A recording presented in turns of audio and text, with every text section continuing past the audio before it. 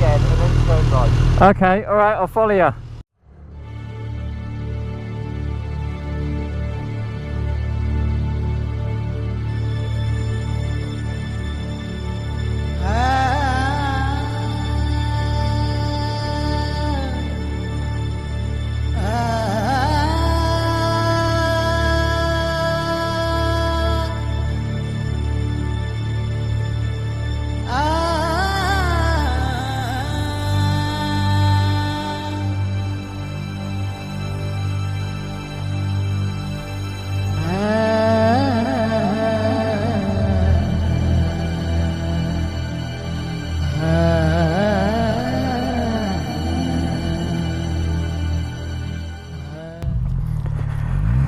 Right, hello good people, welcome to Buddy's Insight.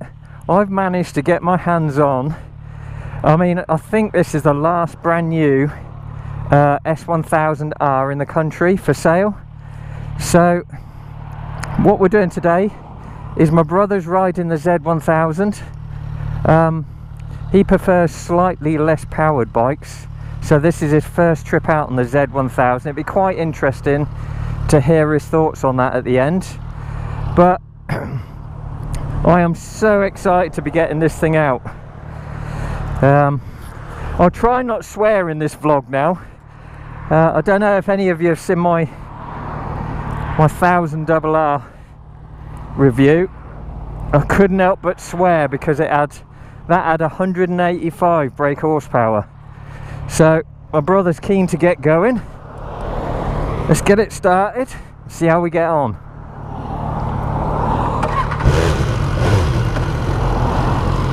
Right.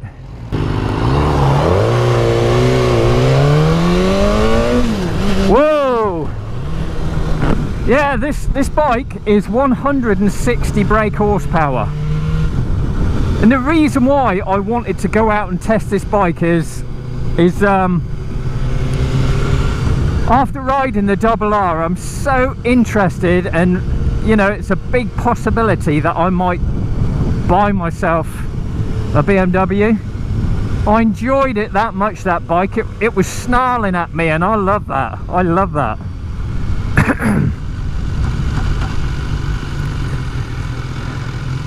So yeah, plus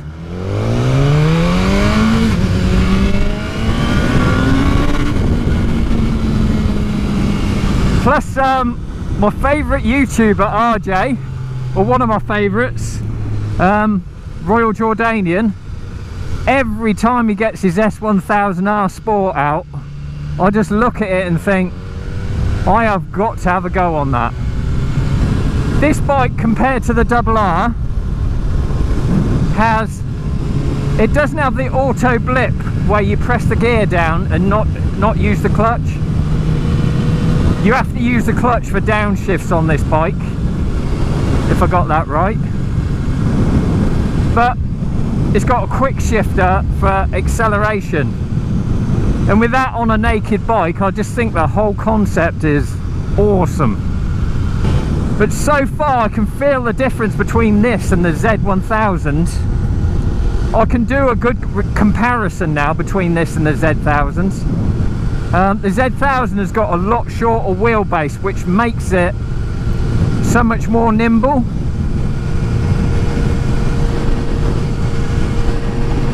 Look at that, she's looking good. I'm really interested to know his thoughts on that.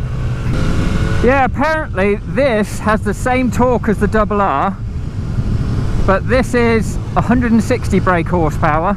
I can actually feel the power difference. I mean, I'm totally in love with the Z1000, but if it had another 10 or 20 horsepower, I'd be even happier.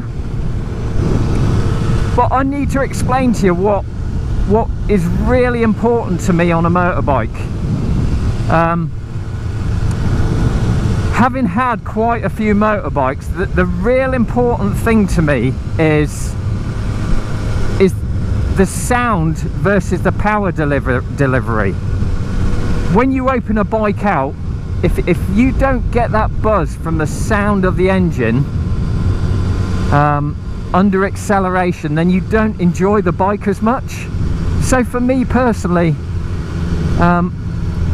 being able to accelerate and have that, this is what RJ does with all of his bikes. He changes the silencer, and it's so important to him to enjoy the bike. The sound quality. I mean, I had a Kawasaki ZX636 with the underseat exhaust, and I don't wish to offend anybody on it, but that was my least favourite bike, purely because the way the power was delivered and the sound of it as I accelerated. One of my favourite bikes was the Yamaha R6. How are you finding it? Is it alright? Yeah, one of my favourite bikes, because of sound and power delivery, was the R6. So this is what I love about my Sugomi Kawasaki, the Akrapovic, with a beautiful smooth power delivery. It's a pleasure every time I go on it. Now I like this being a much longer wheelbase bike. I like the way that the bike is stretched out further in front of me. It gives you a right good assurance feel to it. What I did was I raced a Nissan GTR with a Z1000. We did from 0 to 150 miles an hour on a private road, obviously, and that, with its 140 brake horsepower, stayed exactly neck and neck with a Nissan GTR. I was quite shocked. I thought the GTR would blow me off, but it was literally neck and neck. So what I don't think people realise is, you know, this is 160 brake horsepower, but it only weighs 200 kilograms. So the power to weight ratio, this is equivalent to like a 500. Whoa! This power to weight ratio, this is like a 500 horsepower car. So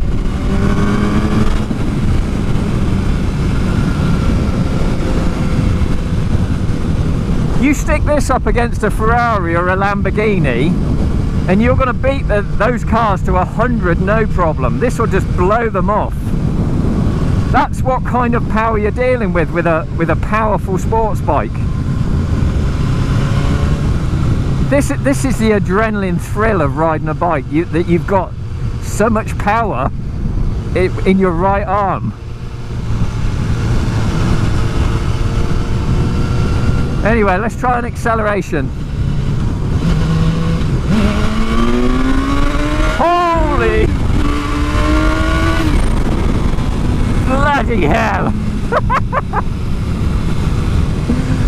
Jesus, I wish the Z had that little bit more.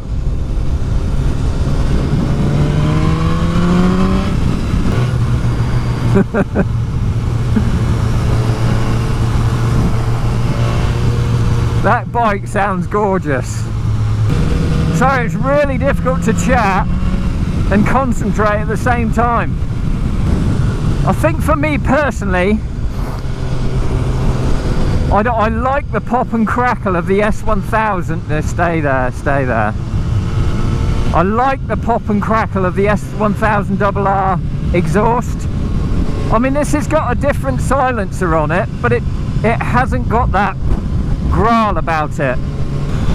I mean, I'm totally enjoying the riding position. I'm enjoying everything about it, because, you know, it just is lovely to ride. But is it better than the Z1000? For me, I don't know yet. Aesthetically, I don't think it looks as good as the Sugomi edition, personally. It has the power that I want. You know, the extra 20 brake horsepower. you know, would if I had that in the Z1000, I wouldn't even be looking at this. Now I can see what RJ loves about this bike. Oh, there's the crack. The crackle.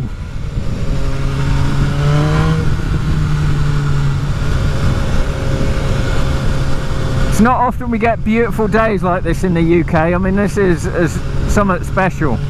But what I'm going to do is I'm going to try and take out the ZX10 soon, just to compare. Oh, that's better. It's crackling beautifully now. Something I don't like so far, and I'm not sure if this does it on all the R's. This is the R Sport. This little, that doesn't give you quality assurance, that little reservoir wobbling around in the wind like that. Yeah, just to summarize my thoughts and sign off on this video, I've really enjoyed this bike, and to anybody out there that is considering buying a naked bike and you're a BMW fan, this will please you no end. For me personally, I think for my naked bike, because I want a naked bike and I want a sports bike at the same time, the Z1000 satisfies everything that I need, and so does this. But for me, personally, I don't think it's worth me swapping the Z. But if you're at that time now where you want to jump onto a naked bike, you know, the choice is between these two. It's got to be the bikes that I've ridden. You know, I definitely, if I never owned the Z, I would be debating whether to buy that or this. And this, it ticks all the boxes. It's been a lot of fun. I've really enjoyed the ride out today. So definitely one to purchase if you're considering buying one. But like I said about the importance of enjoying the sound alongside the acceleration, don't just go out and buy a bike and say that's going to be the bike for me. Try them out, and you will see there is a big difference in the ride and the enjoyment. How are you finding it? This is brilliant. Yeah? Yeah.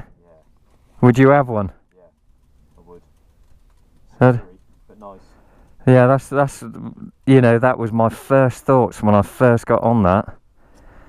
Very comfy riding position. Yeah, yeah. Well, this is too. You can see the length difference between the bikes. This is such a short wheelbase, which allows you to flick it into corners easier. But yeah, it looks good. So does this, mind. There's the special indicators. I'm sure this is the race package. The wheels look good with the lovely white stripes around them. I criticised the rear swing arm on the R, and this one is in black. It looks so much better. I still think though it's a big, large clump of metal. I'm sure they could have done something with that. Let's hope the new model that they bring out does, you know, they do something with it. So here you have the 1000R put together with a Sugomi edition Z1000. You know, it'd be nice to hear your comments. Please put your comments in the box below and let me know what you think. I'll come in. Which one of these bikes do you prefer?